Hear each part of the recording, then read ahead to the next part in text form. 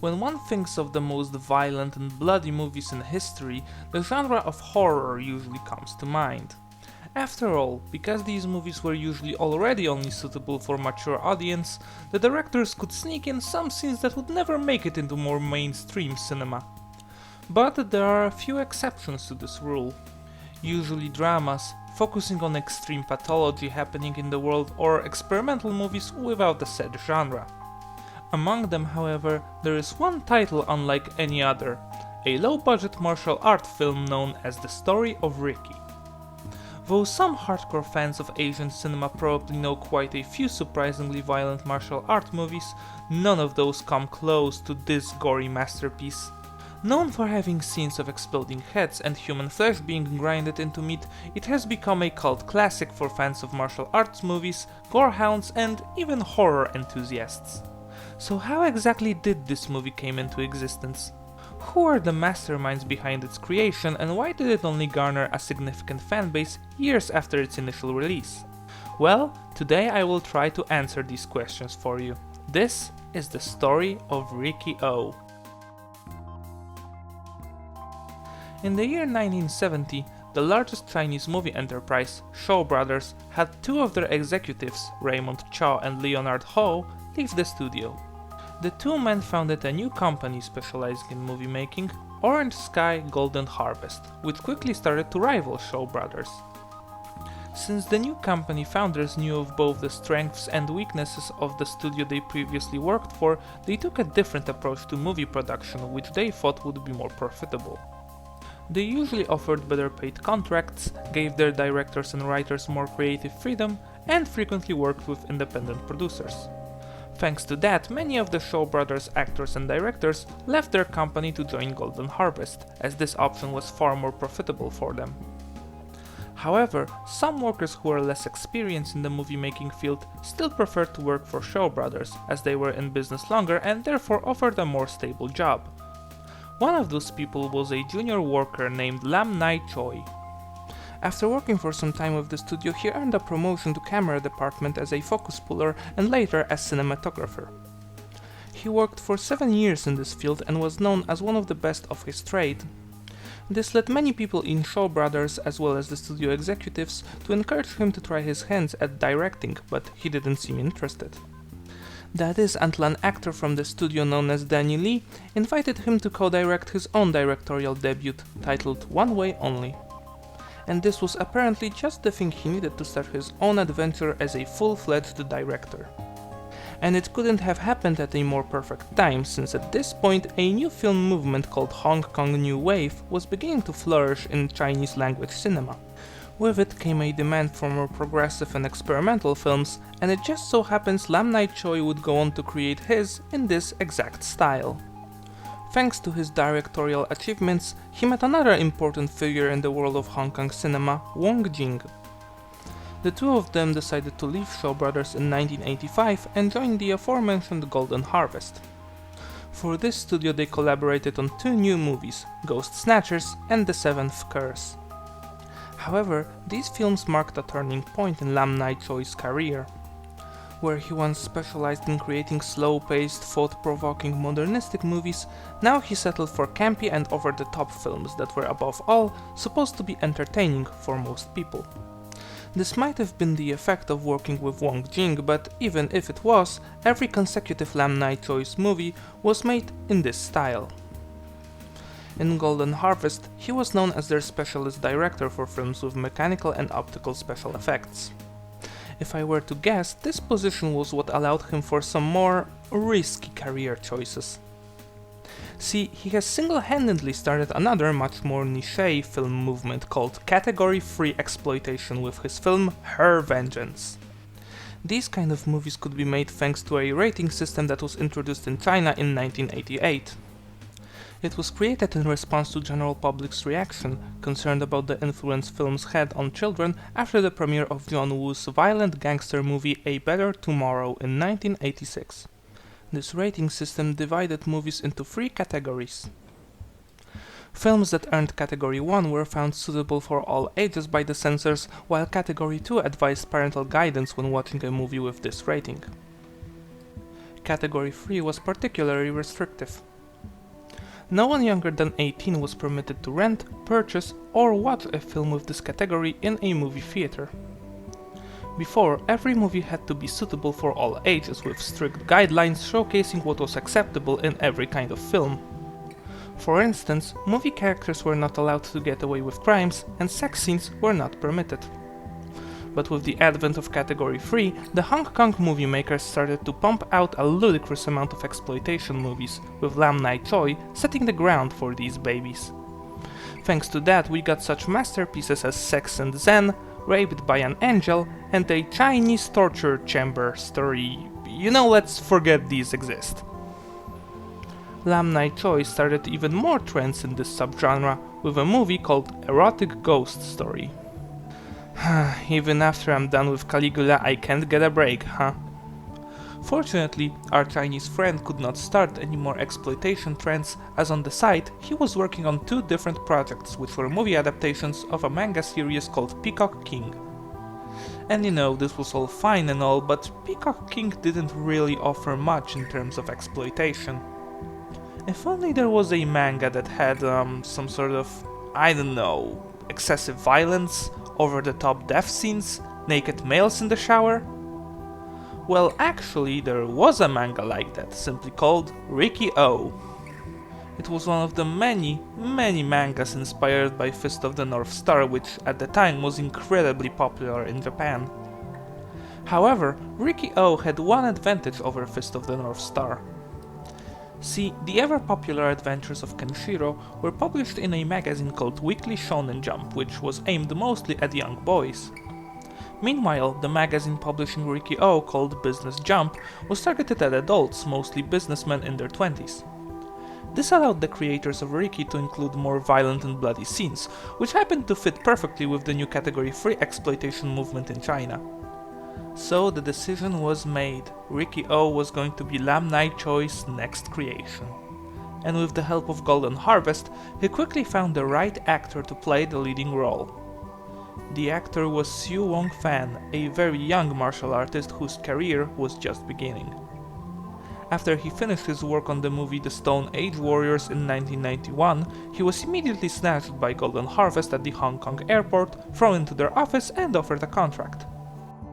咁可能亦都係啲報章度啊，喺啲雜誌上邊啊，咁啊嘉禾呢間公司見得到，咦有一個咁嘅新人，又識功夫幾好喎，咁佢哋亦都係需要揾一個新人，所以我喺拍完《魔域飛龍》一翻嚟一落機場就已經俾佢哋接咗入去，同我傾約，已經去咗嘉禾度傾約就傾呢套電影，就話要簽幾套咁樣咯。This fast approach was the effect of Siu Wong's growing fame. Though he wasn't in the same league as some more well-known kung fu stars, media at the time were particularly drawn to young martial arts actors due to the kung fu craze that was still going on in Hong Kong after the success of movies starring Bruce Lee, as well as the growing popularity of Japanese martial arts manga such as Dragon Ball or aforementioned Fist of the North Star. And so, the production started.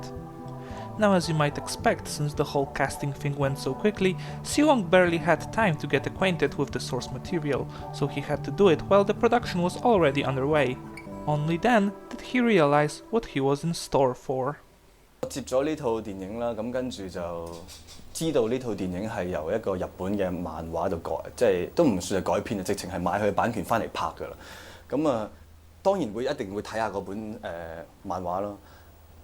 就發覺哇，原來係非常之暴力嘅，非常之暴力啊！咁就一拳啊打爆個頭啊，一掌啊劈到成個頭甩咗落嚟啊，流好多血。就其實嗰時都幾擔心啊！哇，咁樣會唔會唔接受咧？會唔會啲人睇咗之後覺得哇咁暴力嘅，覺得好核突啊咁樣？咁啊後尾發覺咧，原來咧到咗今時今日咧，仲有好多人記得呢套電影喎。就算我上到去即係好似去到國內中國地方咧。去到好偏遠嘅北方啊，去到哈爾濱啊、新疆啊，仲有人話：呢個係力王，你係咪嗰個拍力王嗰個？咁我係嚇，真係你啊！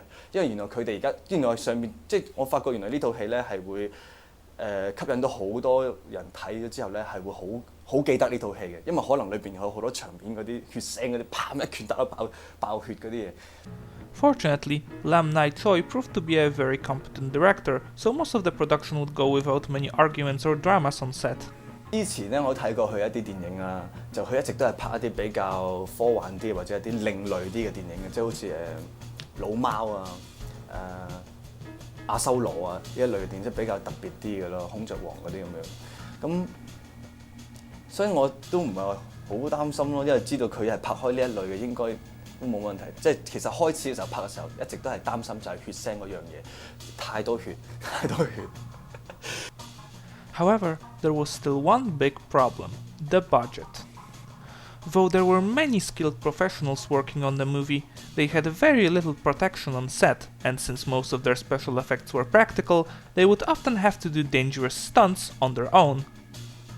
And since most of these effects would cost a lot of money, the filmmakers could only afford one take for some scenes. 特技咧好多時候，因為佢要用一啲假嘅公仔啊，去整個假嘅頭啊，要一掌劈落去啊！我最難忘嘅就係有一掌劈落去咧，個頭殼成個開咗出嚟，然之後見到裏邊咧有個腦人嘅腦喺度，就要喺度喐下，然之後啲血擠出嚟。因為你導演話你千祈唔好 NG 啊嗱，好麻煩嘅搞呢個鏡頭，整成個幾鐘頭啊！你 NG 又要整個幾鐘頭，所以我好大壓力嘅。其實就一下啫喺度，嗰係豬腦嚟嘅，去買隻豬嘅老闆。One scene involving another martial arts actress, Yukari Oshima, had her and Sue Wong standing in front of a big fire. After a while, the actor playing Ricki realized that Oshima's exposed neck was literally smoking and blistering from the heat. When he asked her why she didn't move, she reportedly replied, "You weren't done with your lines, so I had to wait for the cut."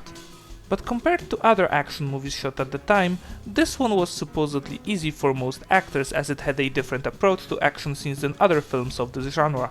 作嘅即係嗰個設計咧，即係我哋嘅武術指導啦、角錐啦，咁佢都因為其實有一樣嘢做問題就係因為佢嗰個動作方面咧，佢係要好多要一拳打落去啊，點樣斷手啊，一拳打落。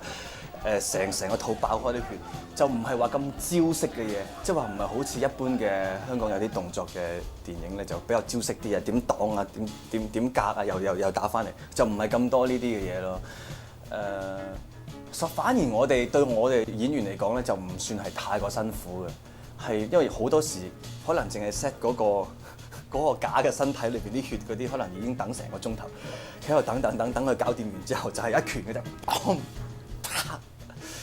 算其實呢套戲動作戲嚟講算係幾舒服㗎，唔係話太過辛苦咯，因為真係唔似得嗰啲咁樣，哇即係不停咁兩邊夾打嗰啲動作咯，幾好玩嘅不過呢個經驗。Still, just because of the sheer amount of fake blood and guts, after shooting the final fight scene, Seo-wong couldn't wash the red liquid off his body for a couple of weeks.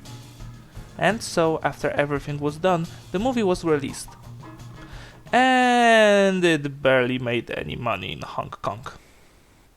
See, the film was rated category 3 and, as I mentioned before, this particular rating was very strict, not allowing anyone under the age of 18 to view it in the cinema. Though you might think this would still attract some kind of audience, most fans of category 3 movies were watching them only for their pornographic, values. Ricki was the very first movie to be rated category 3 only because of its violence. This, in turn, greatly inhibited the film's ability to make money at the box office. But even so, it did get popular over time. How, you might ask? VHS, DVDs, all of that good stuff. See, it's pretty easy to control who goes into a cinema, but once a movie is on some sort of disc or tape, no one can tell who will actually watch it. Whether you snuck it out of your dad's private collection, packed it with a bunch of groceries so that no one will notice what you are buying, or just borrowed it from that 4-year-older pal of yours, it doesn't matter. What matters is that the movie finally got the audience it deserved. To this day is the one thing that both the director and its lead actor are mostly known for. And surprisingly, it actually is regarded as a decent movie if you know what you're getting yourself into.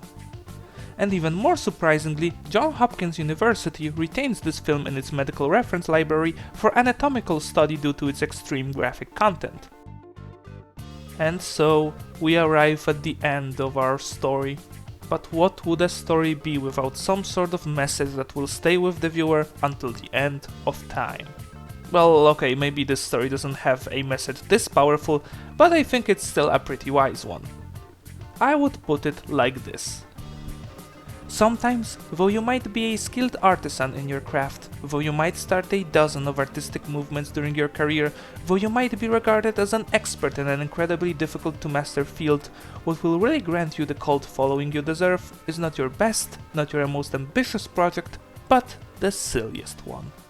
And with that, I wish you all a fantastic day, and I hope to see you next time.